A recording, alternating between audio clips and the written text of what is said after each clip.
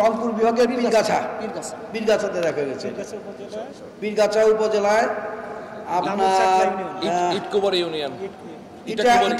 Union দামুর Chakla বাজার থেকে Islamic foundation এবং পীরগাছা সদর ইউনিয়নের যারা ছিলেন ওখানে উপস্থিত, তাদের সবার উপস্থিতিতে এই চারটা দেখা গেছে, দেখে তারা জানিয়েছে আমাদের। কিছু কিছু জায়গা আছে, যেমন আমাদের খুলনার ওইদিকে আকাশ পরিষ্কার ছিল অনেকটা, আবার মেঘলাও ছিল, পায় না, কিন্তু যেখানে দেখতে পেরেছে, যেখানে 3 জন সাক্ষী পাওয়া যায় যে চাঁদ দেখেছে তারা, তখন সেটাকে আমাদের পবিত্র কোরআনের থেকে আলোকে যে সিদ্ধান্ত, সেই সিদ্ধান্তটা আমরা বাস্তবায়ন করছি। এই চাঁদ দেখার ব্যাপারে কোনো প্রশ্ন আসতে পারে না। এত